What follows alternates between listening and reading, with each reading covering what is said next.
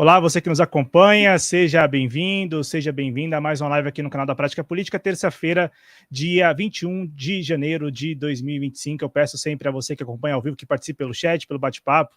É muito importante o seu engajamento, a sua interação, o seu comentário, a sua opinião e também inscrição no canal, like no vídeo. Já está na tela o nosso convidado, mas vou apresentar formalmente aqui, Roberto Requião, ex-governador do Paraná e também ex-senador da República pelo estado do Paraná, ex-prefeito também de Curitiba. As redes sociais dele você está vendo na tela aí, no Instagram você encontra aí no @Roberto Requião Oficial, tudo junto, e lá no X, no @Requião Oficial, tudo junto. Roberto Requião, seja muito bem-vindo ao canal da Prática Política de 2025, muito obrigado por ter aceitado o convite. Cláudio, é um prazer sempre, estamos aí. Roberto Requião, olha só, hein? Nós tivemos um início de ano aparentemente difícil para o governo Lula, duas ocasiões muito particulares, 8 de janeiro, marcando 2 anos daquela ação violenta e de vandalismo contra as sedes dos três poderes lá em Brasília, um ato no dia 8 de janeiro esvaziado no chamado Abraço à Democracia. E agora, na semana passada, tivemos um recuo do governo em relação à crise, a chamada crise do PIX, né?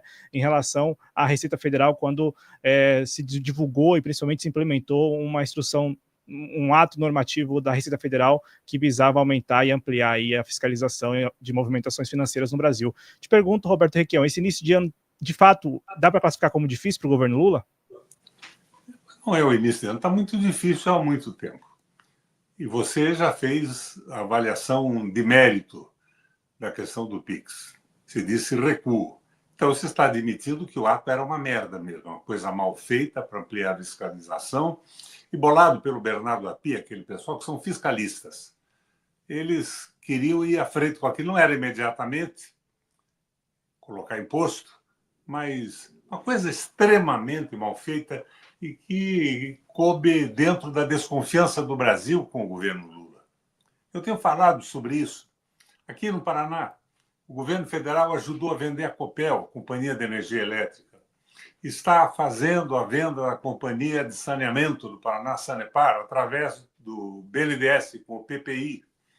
Ele fez o pedágio que o Lula e eu no palanque dizíamos que jamais íamos admitir aquela roubalheira.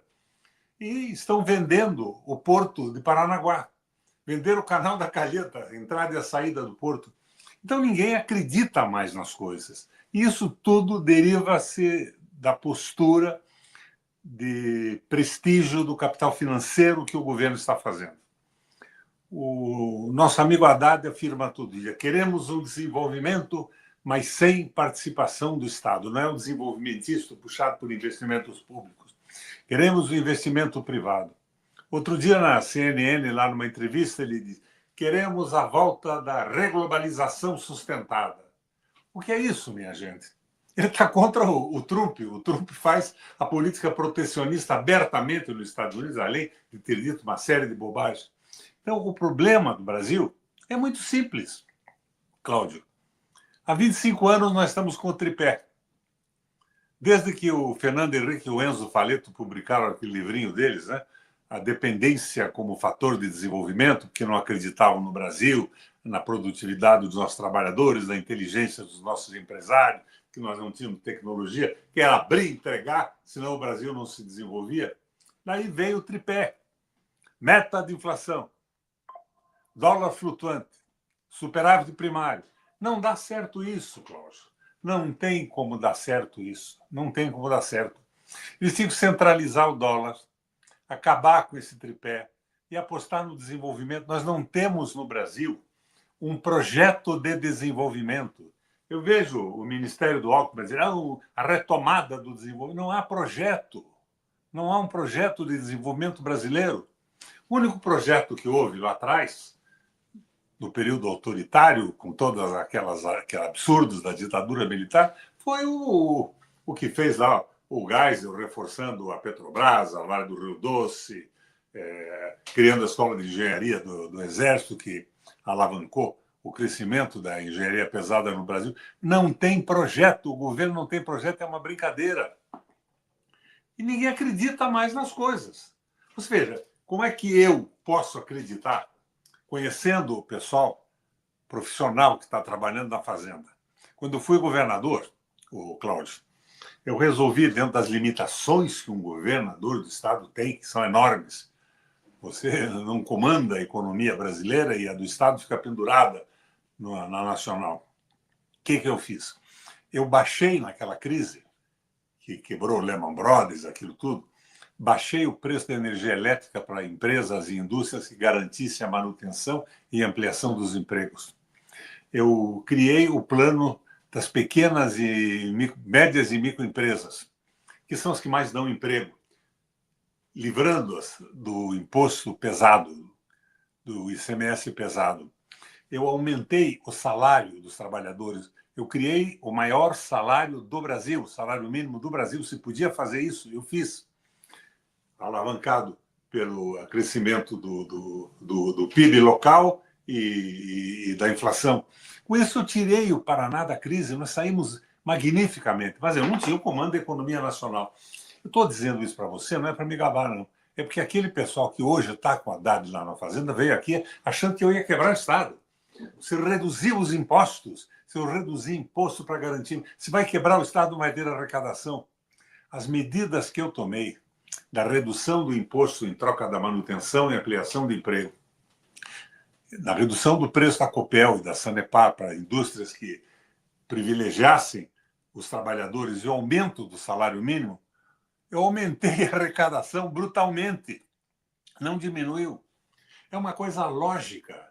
Com os impostos e os juros no nível que estão, não há investimento. É o tal tripé que é a política maldita. E eles insistem nisso. Eu vi outro dia o delegado, o diretor da Receita, dizendo que nós somos obrigados a continuar a política de enxugamento, diminuição do Estado, diminuição de imposto. E daí vai educação, saúde, todas as políticas sociais. Está errado. É um erro que o governo está cometendo. Suicídio político. E eles não entendem isso. E o Lula diz uma coisa, o governo faz outra. Agora o Lula diz que não pode fazer nem portaria mais sem passar pela mão da Casa Civil. É uma piada, né? Isso significa que ele não confia mais na porra-louquice dos seus ministros. 30 e tantos ministros. É claro que ele não consegue comandar isso. Ele não tem tempo para falar com essa gente toda. E as besteiras estão acontecendo. Erro em cima de erro. É bom isso? É muito ruim. A esperança que a gente tinha é sair desse buraco uma política clara de desenvolvimento. Mas não. Aqui no Paraná, o pessoal progressista está marginalizado. Quem manda no governo do Paraná é o PSD. Tem 2 ministérios, comanda as finanças de Itaipu e fazem o que querem. Veja o governo federal apoiando a privatização da Copel, da Sanepar. O pedágio do Paraná foi feito pelo Lula, pelo filho do Renan. Quem ganhou o primeiro lote foi uma empresa de uma ilha dessa de paraíso fiscal, Cancún, não, Cancún, não, como é que é o nome daquele outro, aquela ilha? Ganhou o pedágio do Paraná. Vocês têm alguma coisa com isso? Loucura total, e o Lula saiu batendo palma. Apareceu com o ratinho na televisão anunciando que o filhote do Renan disse que era um exemplo para o Brasil. Então, estamos, lamentavelmente, equivocados no caminho econômico. E a composição do governo é uma zona. Ô Requião... E agora dizem que vão pôr o Lira e o Pacheco lá nos ministérios. É uma loucura isso. É uma tristeza. Ô Requião, foi interessante você ter falado de um projeto. Desde o início do governo, falta projeto? Hã? Você falou de falta de... Não tem projeto. Estão naquela linha da dependência com o desenvolvimento e cultuando o tripé. Dólar flutuante, meta de inflação. Quem é que estabelece a meta de inflação, Cláudio? Era o Campos? Não era. É o Conselho Monetário Nacional. Quem é o Conselho Monetário Nacional, Cláudio? Ministro do Planejamento, ministro da Fazenda e presidente do Banco Central. Ou seja, o governo tem maioria. E hoje, os 9 membros do Copom foram nomeados pelo Lula. Eles continuam dizendo que vão fazer a mesma coisa. A mesma cartilha do mercado liberal. Aquela pesquisa do Foco, que consulta 100 empresários do dinheiro, não é possível que esse erro seja repetido. Agora, a imprensa não fala nisso, porque ela se interessa por isso. É o jogo da grande imprensa brasileira dominada pelo capital financeiro. Erros em cima deles, eu não gostaria que isso fosse assim. Mas eu não tenho mais voz na oposição. Eu fui marginalizado disso tudo. Aliás, outro dia chegou na minha mão aqui um documento do Wikileaks. Lembra do Wikileaks? Da Embaixada Americana e o Departamento de Estado. Eles deviam liquidar o Roberto Requião de qualquer maneira, porque ele era antiprivatista, ele era nacionalista. Uma loucura total. E essa liquidação passa também pelas intenções do governo federal hoje. O Haddad diz: não quero investimento público, nós temos que sair da crise com investimento privado. E os juros lá em cima, quanto é que está o juro hoje? 12,25? Exatamente. A inflação 4,80, tem cabimento isso? E ainda querem subir mais. Não tem cabimento isso. Nos últimos 35 anos, a média de inflação do Brasil foi 4,5. Resolve baixar para 3 e botam a Selic lá em cima. Erro em cima de erro. São serviçais do mercado financeiro. E o governo é uma porra-louquice. 34 ministros. Imagina se o Lula fosse falar com esses caras. Ele não teria tempo físico para isso. Então é uma zona mesmo. Lamentavelmente, não gostaria que fosse assim. Ô, Requião, com a experiência que você tem, é possível, no caso agora, reorientar a rota nesse governo ou você acha que não é mais possível? Não, eu acho que, claro que é possível. Possível de uma forma muito clara, mas eu não sei se o governo quer fazer isso. Eu vejo as entrevistas do meu amigo Haddad, do diretor da Fazenda. O que eles estão dizendo é um horror, é uma coisa que me assusta. É o fim do mundo. Agora que vão aumentar a Selic outra vez. E depois mais um aumento para chegar a 15. Não tem cabimento isso. Centraliza a porra do câmbio. Acaba a especulação do dólar. E acaba com esse tripé. Uma política integrada de desenvolvimento. Agora o governo Lula já passou da metade, Cláudio. Para nossa tristeza. Nós que torcemos pelo Brasil e, portanto, pelo Lula, que é o presidente do Brasil. Mas não dá para calar a boca. É erro em cima de erro. E daí o Lula faz com aquela conversa. Não, o povo tem que comer 3 vezes por dia. O meu governo é o governo dos povos, do povo e dos pobres. E daí a Focus diz para o Banco Central o que tem que fazer, conversando com 100 especuladores financeiros. Não dá para engolir isso. Caminho errado. Política financeira errada, política econômica errada. Não há projeto nacional. Agora, quem é que vai acreditar no que eles dizem do PIX? O PIX não era para isso, não era para aquilo. Então, por que voltar atrás, se não era? Mas não era feito pelo pessoal que é fiscalista, que só quer saber de arrecadar dos pobres. Nós somos o único país do mundo, junto com a Estônia, que não cobra imposto de lucro de capital. O planeta cobra, Cláudio. Brasil e Estônia não. Tem cabimento isso? Não tem. Agora, não se discute isso. Você liga a Globo lá, o pessoal todo louvando a política econômica do liberalismo. E agora o Trump, com as bobagens que diz, diverte todo mundo, né? Diverte do divertere. Italiano, desviar do que importa. Olha o que o Trump disse isso e aquilo. Trump, aquela posse dele parecia um circo, um espetáculo, assinando troço na frente e tal. O Elon Musk fazendo uma saudação hitlerista, ou não. É um espetáculo. Desvia a atenção, todo mundo não discute a política. E fica a imprensa brasileira inteira vendo o gesto do Elon Musk. Ele é nazista porque fez assim. Mão para cima. Sei lá, é um provocador, uma coisa absolutamente ridícula. Sim. E não tem projeto de desenvolvimento. E vem essa história, o Congresso é de direita. O Congresso, se tiver um projeto, vai acompanhar o presidente da República. Ainda mais o Lula, que tem habilidade de convencimento, ele é ótimo no papo, mas precisa ter um projeto. Se não tem projeto, cada deputado tem o seu. Emenda secreta para ganhar uns votinhos, manter o emprego. Você veja, não mexeram nos salários absurdos, mas os salários absurdos são um divertimento também. Qual é a influência de um salário absurdo perto do lucro financeiro com o aumento da Selic? Fica ridículo isso. Não foram mais de 900 bilhões de juros? Vamos para 1 trilhão?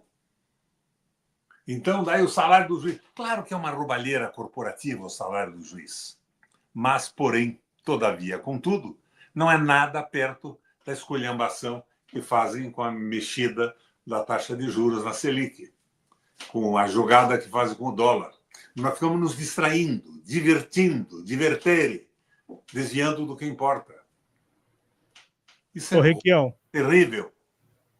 são 55 bilhões, né, segundo o próprio Banco Central, 55 bilhões de reais de acréscimo nos juros da dívida ao ano, a cada 1 ponto percentual que aumenta na taxa Selic. Pode não ser 55, pode ser um pouco menos do que isso, mas é um absurdo total. Sim. E não é a cada ponto, nós estamos com 12,25 e vamos para 15 até o fim do ano. Com a mudança na presidência, né? Já houve a mudança, então agora não tem mais a desculpa. Claro. Quer dizer, é ferrando os pobres. Muda a Previdência, muda as políticas sociais, mas não fazem nada com os donos do capital financeiro que comandam o Brasil. É esse o problema. Agora, o que você acha? Eu queria que não fosse assim. Eu queria que o Lula acordasse, que o governo acordasse. Mas como é que vai acordar? O acordo que fizeram, eu disse para você aqui no Paraná, os progressistas todos, de todos os partidos, entraram de cabeça na campanha. Ora, de repente, quem é que manda? 2 ministros do PSD e Itaipu com a diretoria financeira na mão do cara do PSD, que já era nomeado pelo Bolsonaro. Mantido. Então é uma zona. Requião, quando você fala que não há um projeto, né? Muito claro que não há um projeto. Qual é a intenção então, do governo na sua avaliação? Qual é a intenção desse governo? Se manter no poder, sem pensar no desenvolvimento. O desenvolvimentismo parou. Manter no poder. Acerta aqui, acerta ali, vota aqui, vota ali. Benefícios do Congresso para conseguir voto. Precisava um projeto. Eu não acredito que o Congresso seja, como disse o Lula lá atrás, e a gente diz, às vezes, com alguma ironia, uma assembleia de picaretas. Tendo o projeto, uma boa parte do Congresso vai sentir o espírito da nacionalidade e acompanha uma polícia. Não tem projeto algum. Não tem projeto algum. E hoje o que... O Haddad é um cara sério, digo para todo mundo. O Haddad é incapaz de comer um hambúrguer com dinheiro público, mas está com a cabeça errada. Ele estava onde, o Haddad? No INSPER. O que é o INSPER, Cláudio Porto? É um instituto liberal para formar quadros liberais, para a política liberal, do Marcos Lisboa, que era o presidente, agora não é mais, nem sei quem é. O Haddad saiu da USP e foi para lá. É a cabeça dele. Ele está equivocado. Não se trata de corrupção, se trata de equívoco. Eles não acreditam no Brasil, nos brasileiros e na possibilidade de um projeto. Vamos retomar a globalização sustentável. Agora o Donaldo acaba com a conversa deles com aquela palhaçada que fez na posse. Vou tributar em 100% os BRICS. O Brasil está nos BRICS. A presidente dos BRICS hoje é a Dilma. Ou tributar em 100%. Aquilo pode tudo gauchada, jogada política do... Mas é o que ele quer. Por que o Trump está fazendo isso? Porque os Estados Unidos está em pedaços. Ele tem militares e ação no mundo inteiro, exércitos, custos absurdos. E internamente, quando eles investiram pesadamente na China para aproveitar salários baixos da China, a China se desenvolveu, aproveitou a tecnologia, eles estão pendurados no pincel. Ele quer fazer com que isso tudo recue. Ele quer trazer de volta as empresas para os Estados Unidos. Como é que pode trazer de volta? Aumenta o preço de importação. Para entrar nos Estados Unidos, paga um preço absurdo. Então, não vale mais a pena produzir lá fora. É o que ele está tentando trazer de volta o desenvolvimento para dentro dos Estados Unidos. E, ao lado disso, aquelas barbaridades. Né? Só reconhecemos 2 espécies humanas aqui, o homem e as mulheres. Não tem mais homossexual, não tem mais preto, não tem isso. Não é o pessoal batendo palma. Essa diversidade sexual é genética, existe desde que o mundo é mundo. E eu acho também que essa política identitária ela está tomando conta da discussão e ocultando o problema econômico. Não acho certo isso. Ela mexe com grupos e tal, mas oculta a questão econômica do desenvolvimento. Mas é claro que é um avanço civilizatório a compreensão. Oh, o Requião é um homofóbico. Eu fui o autor, porque fui relator do projeto da união entre duas pessoas de qualquer sexo. Por que duas pessoas não podem se associar? A origem era da Suplicy, da Marta, e eu assumi a relatoria no Senado. Fui aprovado no Senado e na Câmara. No mesmo eu congresso de sou hoje. homofóbico, porque eu não sou idiota. Eu não sou idiota. Existe a variação genética na humanidade. Isso não é um crime, mas também não é a política que supera a economia. Podemos ser todos escravizados, desde que se iludam com essa política de identitarismo. Está errado. Aqui é um avanço civilizatório, Cláudio. Eu digo sempre nas entrevistas. Quando eu era guri, Cláudio, na saída do colégio que eu estudava, do seminário ou do Colégio Estadual do Paraná, se chamasse um cara de viado, ele tirava o canivete e vinha para cima de você. Um guri que disser para o outro hoje, ô, viadinho, recebe uma gargalhada. A evolução dos costumes, a inteligência, tem aumentado muito. Temos evoluído. Mas é claro que isso é uma evolução, não é uma política de Estado para ocultar a tragédia econômica. Isso, Inclusive, se eu fosse um homofóbico, não estava conversando com você aqui, Cláudio. O Requião, e é muito, muito importante que você traz sobre essa questão do Congresso, né? Porque quando eu me referi ao Congresso ser o mesmo, o espaço físico é o mesmo, né? O mesmo Senado, é a mesma Câmara. Claro, houve muitas mudanças desde a sua passagem por lá em relação aos quadros, mas quando se tem um projeto, o Congresso geralmente abraça. É isso que você está falando, né? É um projeto razoável, um projeto sustentável. Eu digo sempre um projeto aristotélico, um projeto eficiente, um projeto que não tenha abusos pela esquerda e nem pela direita, atraindo os ideais de uma campanha eleitoral. Projeto sustentável, de avanço concreto. Projeto aristotélico, sem abusos, equilibrado. Não estou pensando no Lula como um revolucionário, mas ele está jogando para trás, nós estamos indo para trás. Nós estamos superando o que os militares fizeram com a política econômica. O nacionalismo. Outro dia eu estava em Foz do Iguaçu, numa reunião enorme que a CUT montou. Veio até o Mujica, do Uruguai, e me encontrei lá com um ministro do Lula, que era sergipano. Não vou nem dizer quem é. Ele me disse o seguinte, que o grande problema é o nacionalismo. O nacionalismo é o inimigo do governo. Eles são globalizantes. Eles não têm pátria mais. Agora, isso não existe no mundo, é claro que essa ideia da globalização é um troço bonito, teoricamente. Mas é impossível. Cada país defende os seus interesses, a melhoria da condição de vida do seu povo. E nós estamos entrando nessa conversa mole. Não precisamos, temos que desenvolver o Brasil com o dinheiro do mundo. E o mundo quer ganhar dinheiro à custa do Brasil. Você veja, a Petrobras não é brasileira mais. 67% das ações são privadas. Porque o Fernando Henrique vendeu e porque o Lula vendeu também, o Lula e o Gabrielli. E as ações privadas, as preferenciais, têm hoje a mesma condição por uma reforma estatutária das ações ordinárias. São elas que mandam na empresa. Você veja o lucro fantástico da Petrobras. A Petrobras é a empresa que está dando mais lucro no mundo. 67% desse lucro é privado.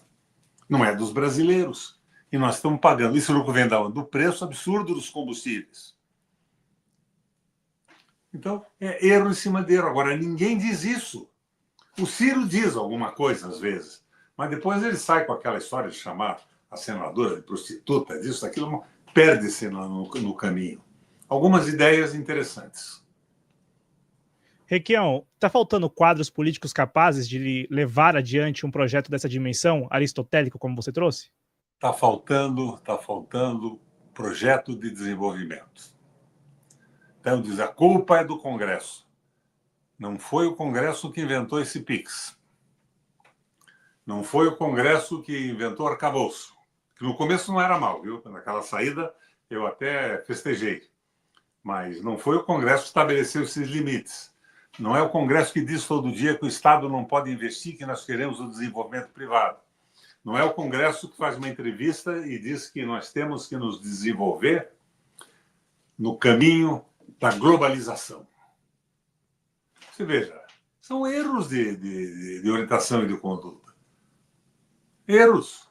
É o Lula que comanda isso tudo. Não é botar nas costas do Haddad isso também, não. É ele não acredita num projeto nacional de desenvolvimento.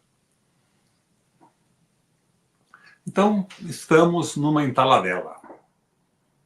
O que vai acontecer? Não sei. Vamos ver a bobagem do Trump agora, como é que fica. Não é bem o que ele diz também, né? Vou taxar em 100% o preço dos produtos importados da América Latina. Só que daí vai aumentar o preço interno nos Estados Unidos. Como é que ele corrige daí? Corrige na regrinha de aumentar os juros e o povo se ferrar, parando o desenvolvimento do país. Não é bem o que ele disse, mas é o que ele quer fazer. É um nacionalista de direita, sem se incomodar muito com o povo. Vamos mandar fora dos Estados Unidos 4 mil imigrantes. 250 mil brasileiros vêm de volta. Vem? Como? 4 milhões de mexicanos. Gente do mundo inteiro. É um porra louca, né? O pior que é mesmo. Ô, Requião, lá atrás você falou sobre o governo Lula em relação a se preocupar mesmo com essa percepção da sociedade e a desconfiança. Você usou essa expressão, a desconfiança. Você imagina que o governo Lula vai colher o que dessa desconfiança da população em relação ao governo? Uma derrota total na eleição. E isso é muito triste para nós todos que apostávamos no Lula. Eu faço essa crítica, eu estou a favor, eu não sou um destruidor de governo. Claro que era muito pior a coisa do Bolsonaro, mas essa história de dizer, não, a questão é a democracia. O povo será enrabado, mas vivemos numa democracia. Não dá, né, Cláudio? Não dá. O custo de vida aumentando brutalmente. Os alimentos nos mercados, um preço absurdo. Vai num restaurante de classe média aí, 200 por pessoa, em qualquer lugar do Brasil. E o governo Lula tinha a proposta de ser a frente da esperança, né, de carregar a esperança. Agora é da desesperança, é da incredibilidade. Por isso que o problema do PIX, eu não quero nem analisar o PIX, eu acho que foi bolado por aqueles burocratas lá da Fazenda, o Lula nem sabia o que era isso, e eles são fiscalistas mesmo, eles queriam um mecanismo. Só que eles não querem cobrar dos ricos, não querem cobrar do lucro de capital, porque eles estão subordinados a esse modelo.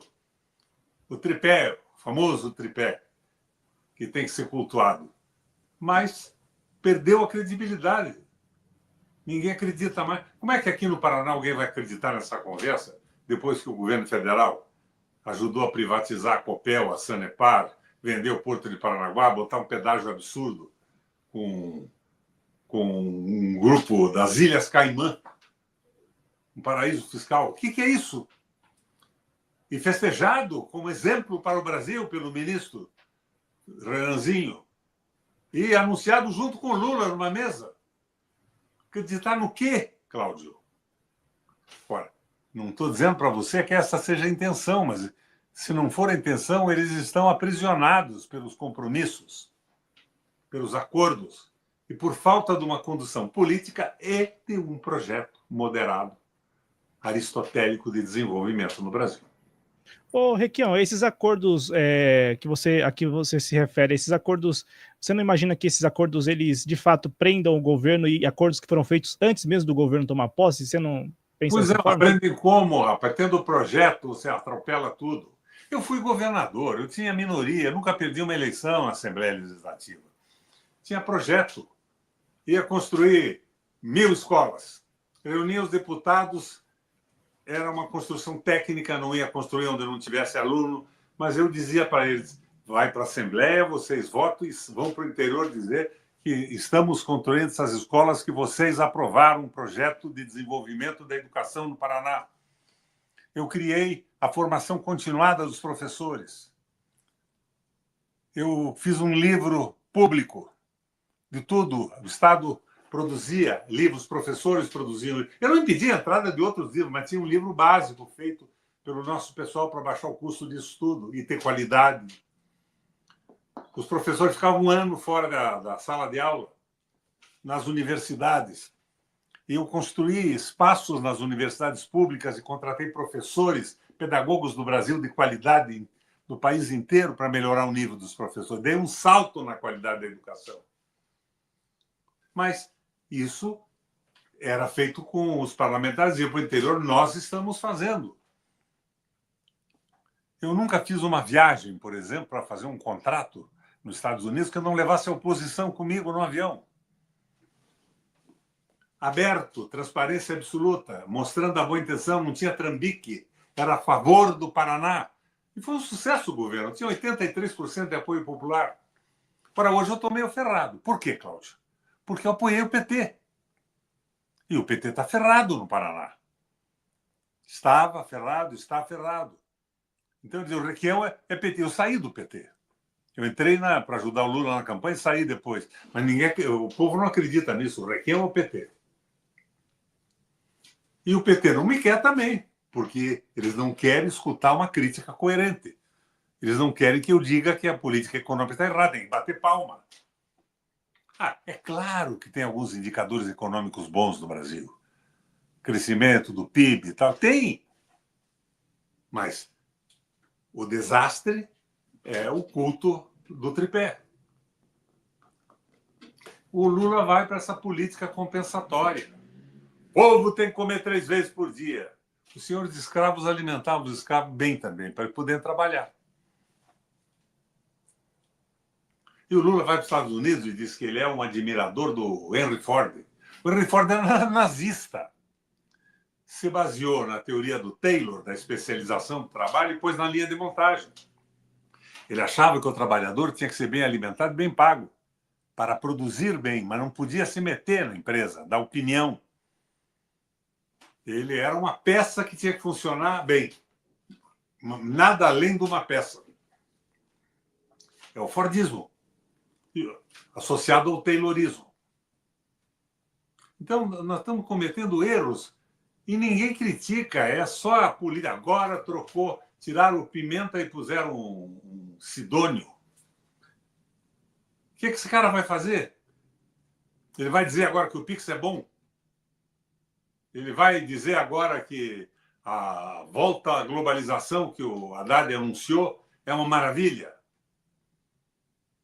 Vai dizer agora que o Estado não deve investir em nada, que é o liberalismo econômico, que é o neoliberalismo, o caminho? Não adianta, tem erros do governo que não podem ser consertados pela propaganda e pelo silêncio absoluto e o apoio da imprensa, que está na mão do capital financeiro. Mas onde vai parar isso? Vai parar numa derrota maluca para um cara, por exemplo, esse Tarcísio, que botou o boné do Trump na cabeça como governador de São Paulo. Se é possível isso? Ou aqueles palhaços que foram para os Estados Unidos e não conseguiram nem entrar no Capitólio. O povão estava lá dentro, eles não. Absolutamente ridículos. E daí fica o pessoal dentro. Quanto gastaram? Que você me dá o que gastaram numa passagem no hotel? Eu estou preocupado com a Selic. Estou preocupado com a especulação do dólar. Estou preocupado com a ausência de um projeto de desenvolvimento. Estou preocupado com a destruição das políticas públicas. Tem um juiz que ganha 400 mil por mês. É um absurdo. Mas não é o problema do Brasil que está sendo liquidado pelo domínio do capital financeiro. Claro que tem que corrigir isso. Mas não é o essencial. Isso é divertimento. Do diverter. Desviar do que importa. Requião, qual é o seu sentimento quando você vê o Brasil preso a essas correntes políticas que, como você trouxe agora, preferem e optam por divertir a sociedade, né? Portanto, distrair a sociedade, enquanto a essência não é discutida nem debatida? É de impotência, né? Eu estou sem partido hoje. Eu entrei no Mobiliza para participar de uma eleição municipal sem dinheiro, sem tempo na televisão, sem vereador, sem nada, mas era só para não votar nulo. Mas estou sem partido hoje, não vejo partidos que tomem uma posição concreta. Eu recebi outro dia aqui do meu amigo Dark Costa, aí do Rio de Janeiro, uma propaganda do PDT. O PDT maconheiro, a maconha como instrumento principal de libertação da ecologia. Ai, meu Deus do céu! Você veja. Eu não estou dizendo nada a você que a maconha não possa ser aproveitada como remédio, como isso, quero, sei lá. Mas tem cabimento isso? PDT maconheiro. Não é ridículo? Estamos conversando com o Roberto Requião, ex-governador do estado do Paraná, ex-senador da República também, agradecendo demais a ele a gentileza de atender ao convite do canal da Prática Política. Eu vou passar aqui no chat. Ó, estão pedindo a você aqui, Requião, no chat, o seguinte, né? Pedindo não, estão falando aqui que querem você para presidente de 2026. Tem alguma possibilidade? Nem partido eu tenho. Mas tem alguma possibilidade? Não, não tenho partido, estou desarticulado. Olha, eu estava numa posição muito boa. Eu fui o senador mais votado do Brasil. O segundo foi o Antônio Carlos Magalhães naquela época.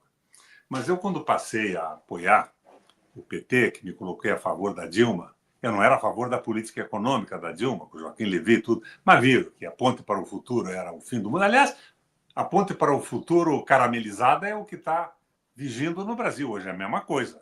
Do INSPER, do Lisboa, e o que o Haddad está fazendo e o Lula concordando. Eu me coloquei do lado, capitaneei a resistência no Senado, botei a alma naquilo. E depois os erros e os desacertos dos petistas aqui no Paraná me queimaram relativamente. E o Sérgio Moro chamando todo mundo de ladrão, disso, daquilo. Mas eu não tenho partido. Não tenho partido. Agora, o que eu gostaria não é quem vai ser o candidato, uma proposta de um grupo de pessoas inteligentes, de desenvolvimento nacional, um projeto para o Brasil. E daí vamos à luta de novo.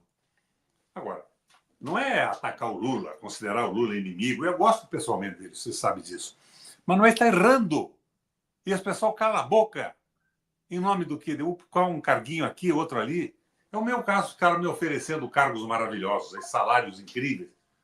Não é esse o meu problema. Estou falando com você aqui do porão da minha casa. Fui governador 3 vezes, senador 2 vezes, presidente da Eurolat, do Parlamento Europeu Latino-Americano, em Genebra, mas nunca me incomodei com dinheiro, com enriquecimento. Eu fiz política para ajudar a mudar o mundo. Então, foi um erro de avaliação que fizeram sobre mim. Eu queria uma política. O que é que você quer do governo que você critica? Se eu quero que acerte. Você não achou correto? E ficava me oferecendo benesses absurdas. Não, saí. Tomou uma decisão muito corajosa, né, Requião? Não é corajosa, rapaz. Não tem coragem nenhuma nisso. É um projeto de vida que você tem. Sim. Eu não entrei na política para enriquecer, para ganhar salários absurdos. Senão, eu fui um advogado nacional já muito bem. Fui industrial lá atrás. Larguei tudo para ajudar a mudar o Brasil. Mas eu me refiro à coragem porque você mesmo falou que hoje você é marginalizado, não é isso? É, completamente. Porque eu é inimigo. Inimigo do quê? Sou amigo do Brasil. Aqui no chat. Uma visão equilibrada disso tudo, já disse para você. A visão Sim. aristotélica. Ó, o Rafael Coelho. O Rafael Coelho fez um comentário aqui, se você puder lembrar, Requião. Requião e Lindbergh ficaram no plenário com a cara de tolos, ele escreve, quando a Dilma apoiou as reformas do Serra na lei de partilha, tirando a Petrobras de operadora única e detentora de 30% no mínimo. Eles tinham as assinaturas nas mãos para barrar a proposta e foram surpreendidos pelo acordão da Dilma e do Serra, ele escreve aqui. Só que nós não ficamos com cara de nada, nós reagimos com dureza. O Lindbergh foi brilhante na acusação que fez e eu também. Nós não concordamos e colocamos a boca no trombone. Você sabe que essa lei Candir que impede o Brasil de cobrar imposto para produtos exportados, agrícolas e tal, teve um voto contra no Senado, no meu primeiro mandato, foi o meu. Todo mundo votou a favor. Agora você veja, o que o Trump está dizendo lá? Vou meter imposto em cima, proteção da indústria nacional. E o Serra diz, não, eu sou contra o protecionismo. Ele é contra o protecionismo e a favor do quê? Do estrangulamento do Brasil por interesses econômicos de outros países? É um equívoco. Sim. Mas o Lindo foi firme naquele dia lá. Não ficamos com cara de nada, não. Nós fomos atropelados pelo acordão. E o acordão foi feito lá no governo federal, é isso, né? No Palácio do Planalto. Foi feito no governo federal. O Lindo ligou 30 vezes para o chefe da Casa Civil para falar com a Dilma e tudo. Não, eu não era do PT, eu era do PMDB. Eu acho que tem até o vídeo na internet, acho que tem o vídeo no YouTube dessa sessão do Senado. E a minha posição sempre foi desenvolvimentista, pela esquerda, projeto de crescimento do Brasil, de apoio popular, de avanço. A Lu Amaral escreveu o seguinte: Requião não ter voltado para o Senado é de se desconfiar destes pleitos. Sério. Você tem. Aquela de 2018, aquela eleição de 2018 foi uma eleição dura? Olha, Carlos, uma semana antes do Ibope publicou uma pesquisa e eu estava eleito senador com mais de 54% dos votos. Uma semana depois eu fiquei em terceiro lugar, perdi o Senado. Me contaram que aquele pessoal aqui, o Oriovisto e tal, que eles compraram 10 mil chips de telefone, usaram a mídia social para me detratar, me dizer o diabo e tal, e coisa, e o pessoal do PT fazendo besteira, eu sendo equiparado com todas as besteiras. Eu perdi não sei por quê. Como é que você pode alterar numa semana uma vitória? Eu somava todos eles juntos e fazia quase o dobro, e de repente perco. Mas perdi.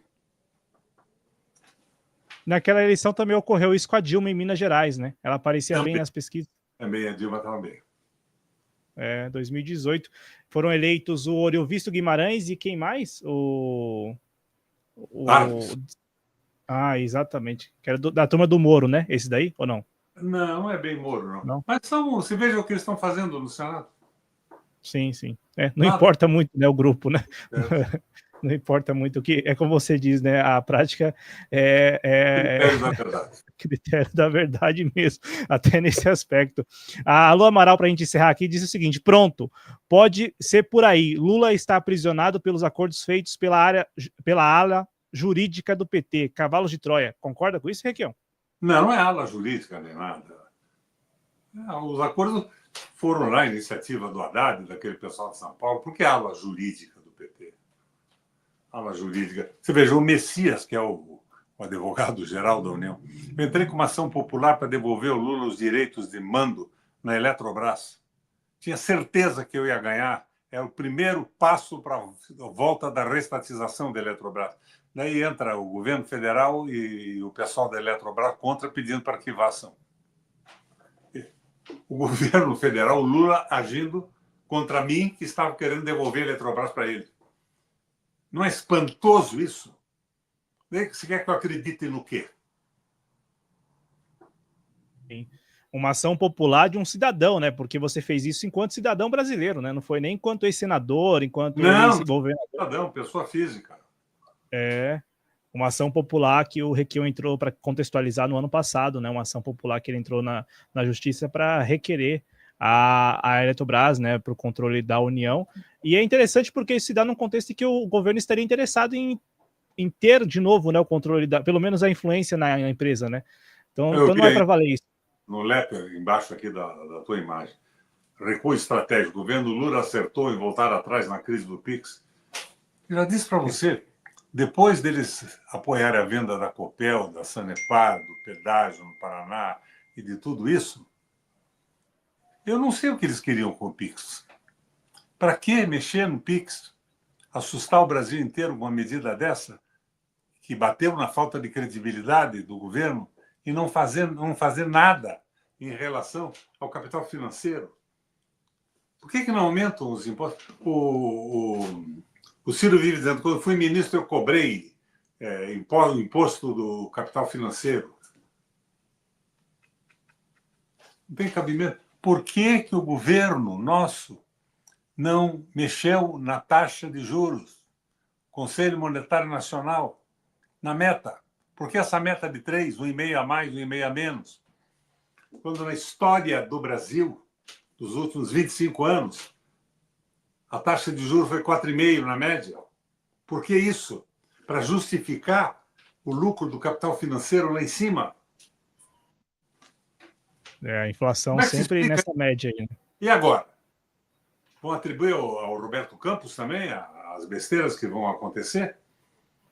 Mas agora é o Gabriel Calípolo, né? O Galípolo é o menino de ouro do Lula, ele disse isso, eu escutei numa entrevista dele. Está dizendo a mesma coisa que o Campos. Os caras que o Lula nomeou no Banco Central conviveram um tempo com o Campos. Todos votaram junto com o Campos no aumento da Selic. E todos, nas entrevistas, nos discursos, dizem que o caminho é esse, eles estão equivocados, errados, ou a serviço do capital financeiro. E vão nos levar a uma derrota brutal nas próximas eleições. Você sabe que eu não vou ficar à direita contra o povo brasileiro, não vou mexer com meus ideais de vida e que me levaram à política. Jamais vou passar para o outro lado. Não é possível isso. Mas nós estamos sendo liquidados. E daí você pega aí, depois de publicar na internet essa entrevista nossa, vai ter petista me chamando de entreguista, de bandido, de inimigo do Lula. Um bando de imbecis. Mentecatos. Aqui no chat, olha, um brisolista lá de Los Angeles escreve o seguinte: por que não abre o seu próprio partido, Requião? Como? O partido hoje tem um custo monumental. E você pode abrir um partido se você tiver em determinado momento a oportunidade de acesso à imprensa e tudo. Eu não dou uma entrevista mais no Paraná, numa estação de rádio, que são todas ligadas ao governo, propriedade do Ratinho, do Ratão. E eu estou fora de tudo. Falta espaço. E aqui, só para também compartilhar com vocês, né, principalmente quem está nos escutando, o Alf Correia escreveu o seguinte, né, é um brisolista que sabe que Roberto Requião é um dos poucos políticos que nunca se vendeu ou perdeu sua integridade. Aí ele fez essa pergunta, né? E aqui, para terminar, agora terminar mesmo, o Diego Marcelino, Requião, e o Lula pedir as atas para a Venezuela só depois de conversar com Biden? Você falar na Venezuela, você tem que levar em consideração, em primeiro lugar, que ela tem a maior reserva de petróleo do mundo. E que o mundo está desesperado pelo domínio dessas reservas de petróleo. Eu não acho que o Maduro seja perfeito, mas ignorar o bloqueio da Venezuela, todas as medidas que os Estados Unidos tomam contra a Venezuela. Você veja, precisa saber o que é bloqueio. Você sabe que aqui no Brasil a Embraer chegou a vender uns aviões Tucanos para a Venezuela, se não me engano, 55 aviões. E os Estados Unidos proibiu a venda de equipamento aviônico. Nós não pudemos vender porque faltou equipamento, bloqueio. A Venezuela está sem poder respirar. Então eu não vou fazer análise das barbaridades, das bobagens que a Venezuela faz, quando eu sei que ela está sob um bloqueio que impede que ela possa se desenvolver uma verdadeira loucura. Mas por quê? Porque querem o petróleo. Por que não se discute isso? Por que não se coloca essas coisas na mesa? Não, a democracia é o fundamental. Então, são alguns erros do Maduro, e tem alguns pesados, não vou me aprofundar nisso, ou entregar a Venezuela e o petróleo para os Estados Unidos. É essa a divergência. Se entregar para a oposição, os Estados Unidos passa a dirigir a economia de mineração e petrolífera da Venezuela. Então, é uma coisa complicada. Eu era muito amigo do Chaves. Cara, sensacional. Muito melhor que o Maduro. Você esteve naquela negociação para a Telesur, né? Também atuar aqui no Brasil? Negociação, não. Quando eu fui governador, eu pus uma antena do Brasil SAT-2 na TV do Estado do Paraná e botei a Telesur no Estado junto com a televisão do Estado. Eu queria uma opinião diversa das opiniões das grandes redes americanas, estabelecer o debate, a pessoa entender o que acontecia, escutar os dois lados. Isso chama-se democracia, Carlos. Cláudio. Democracia. Democracia que...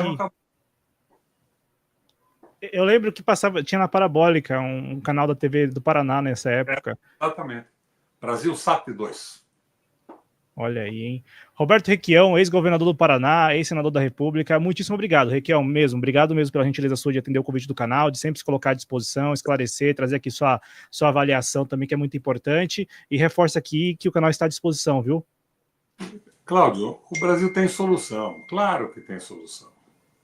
Mas parece que não há intenção disso.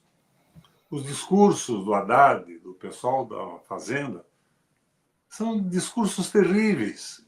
Eles são retrógrados, estão atrasando a proposta de desenvolvimento do Brasil. É a globalização. Nós não somos um país mais, nós não temos identidade nacional, não temos soberania, não temos nada. Vamos entregando a economia, entregando tudo. Aqui no Paraná, até o sistema de informatização está sendo vendido. A Celepar. Você não vê um protesto numa rede de televisão, nem uma denúncia, nem um debate. Está tudo fechado. Daí o Lula diz: o brasileiro tem que comer 3 vezes por dia.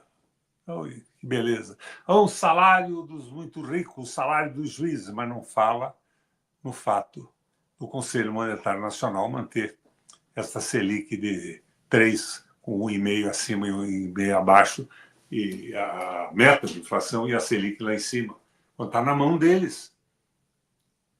É claro que o Haddad e a ministra do Planejamento poderiam ter cuidado com isso, mas não.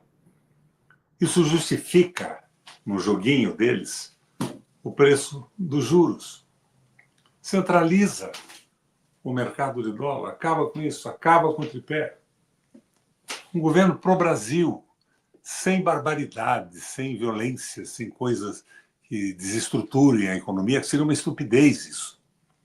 Mas botar esse pessoal a serviço do país. Você sabe que os bancos brasileiros são os 4 bancos que estão no Brasil, os que tiveram o maior lucro do mundo, do planeta Terra, num país com as dificuldades que nós estamos vivendo? É possível isso? Está certo isso? Não quero quebrar banco, mas está certo isso? 4 bancos privados com o maior lucro do mundo? Então, é um equívoco.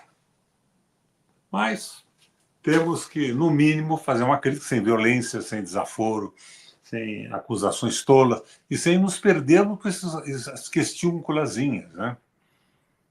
O jogo é esse. Você veja, por exemplo, em Gaza.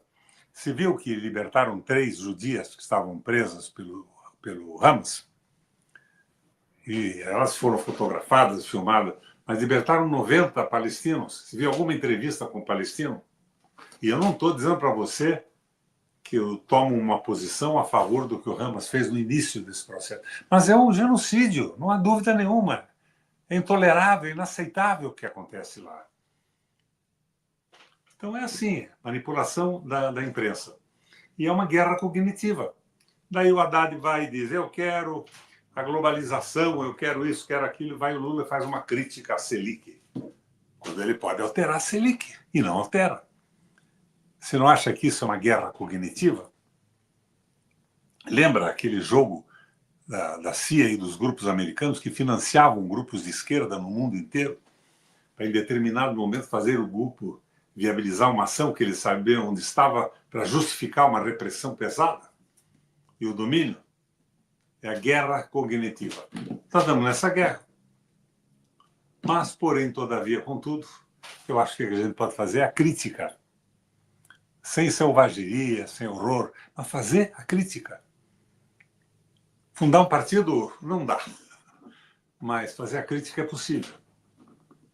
E é muito importante, Requião, porque à medida que o tempo vai passando, eu acho que mais pessoas estão percebendo, né, também a direção e o rumo desse governo. Eu falo porque você é uma das poucas vozes que desde o início tem apontado, né, para os tais equívocos desse governo, para os erros mesmo, né, e chamado a atenção para isso. E eu falo porque hoje tem mais pessoas aparecendo. Não há uma organização que coloca uma proposta de desenvolvimento, quem capitaliza essa falta de credibilidade é os porra-loucas da direita, os interesses financeiros, a guerra cognitiva dominando a mídia, as grandes televisões, a informação, e nós estamos indo para o desastre.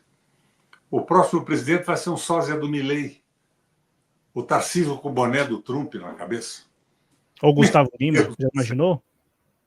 Meu Deus do céu. Já imaginou Gustavo Lima, Paulo Marçal? Mas isso nem existe, né? Agora eu fico mais seguro. Você falando isso, eu fico mais seguro. Você veja, dá uma olhada no México lá, aquela presidenta judia, que mulher maravilhosa. Aquela presidenta é o maior argumento contra o antissemitismo no mundo hoje. Ela mostra que as boçalidades sionistas da exterminação dos árabes não tem nada a ver com o judeu de verdade. Ó, Requião, o Alf fez uma pergunta aqui muito bacana, eu vou te repassar e a gente vai encerrando mesmo, tá? Eu tô aqui falando que é para encerrar, mas tem bastante comentário aqui. O que faz o Roberto Requião ter esperanças políticas para o Brasil? Nós estamos caminhando para um desastre, nós precisamos de teses que nos tirem desse buraco e nós temos que insistir nisso. De repente, a história pode dar viradas incríveis em cima de crises inevitáveis, para o bem ou para o mal. O que a gente não pode é desistir nunca. Eu, por exemplo, se fosse um frouxo, eu estava muito bem. No governo e na política. Eu fui o senador mais votado do Brasil. Eu perdi porque eu tomei posições que achava corretas. Eu me coloquei contra o golpe que derrubou a Dilma, me coloquei a favor do Lula na campanha.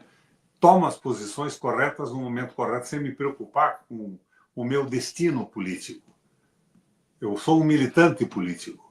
E o meu destino é muito menor do que eu posso influir nos destinos do Brasil. Quando tiver que tomar uma posição, eu tomo, independente do que aconteça comigo, com os meus projetos pessoais. É isso aí, doutor Cláudio Porto. Ô, Roberto Requião, é de uma grandeza, viu, cara? Muito obrigado mesmo, de novo, pela gentileza sua, e o canal está à disposição. Sempre que quiser voltar, pode vir, viu? Um abraço. Depois me manda o link para o meu pessoal botar aí nas minhas redes. Claro, um abraço, Roberto Requião. Um abraço. Conversamos aqui com Roberto Requião, ex-governador do estado do Paraná, ex-senador da República também pelo estado do Paraná. Sempre muito lúcido e trazendo aqui a crítica que é muito pertinente. De novo, né? É um sujeito que está falando desde o início. Muitas pessoas estão agora, talvez por oportunismo, né, criticando o governo, apontando também esses equívocos, essas falhas, mas é bom a gente sempre observar a coerência, né, e no caso do Roberto Requião, nunca faltou coerência. O Roberto Requião sempre, desde que o governo tomou posse, tem apontado exatamente esse caminho, né, que o governo escolheu tomar lá no início do mandato do presidente Lula em 2023, que agora chega nessa última fase, nesses 2 últimos anos, muito pressionado, muito tensionado. E, como ele disse aí, ninguém estava torcendo por isso, mas está acontecendo. E aí, vamos acompanhar juntos aqui em 2025 o que será do governo Lula. Vou só compartilhar com vocês aqui algumas imagens, só para convidar vocês a assistir a nossa série, a série Perspectivas 2025.